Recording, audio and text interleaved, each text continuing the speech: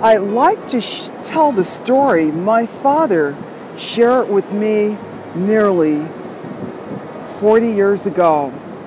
My dad and I were very, very close. As a single parent, he raised me from the time I was 12 until I was 19 years of age, of when I left home. That year I moved from Denver, Colorado to Los Angeles to explore the world.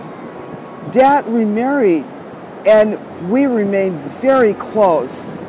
Over the years, I look forward to his visits to Los Angeles each March to celebrate his birthday and catch up.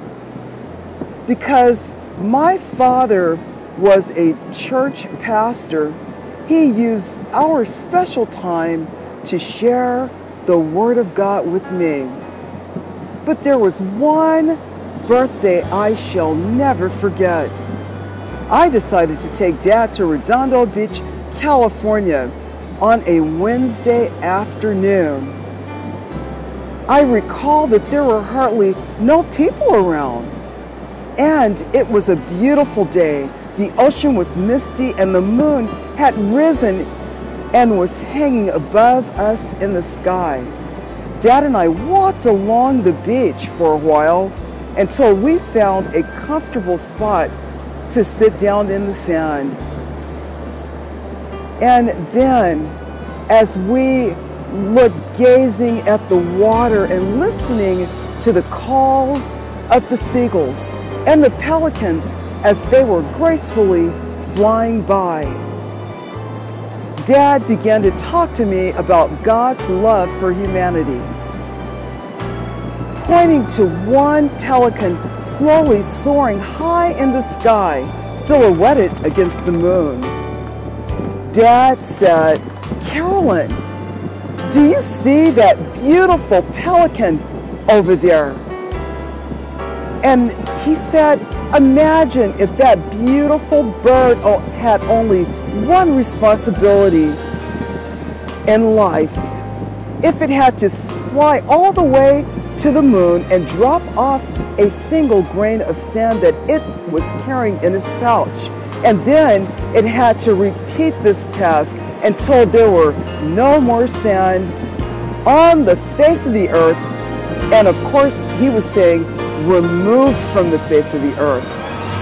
Looking directly at me, he asked, "How long do you think it would take for the pelican to remove all the sand off the face of the earth?"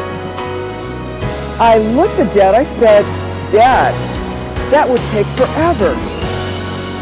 I recall that was the first time my father said to me, "The love of God and my love are eternal," he said, "even after I'm gone to glory. For as long as it would take the pelican to remove all the sand from the face of the earth, one grain at a time, that's how long my love will be with you." That was the first time I can recall Dad speaking with me about the prospect of his death. Of course, I didn't really want to talk about or discuss the fact that someday Dad would die. I think I changed the subject, as a matter of fact. Being in my 20s then, death seemed so far off. On some level, I felt Dad would live forever and nothing bad would happen to him. But I also made a vow to God on that day that I would always be there to take care of my father if he needed me.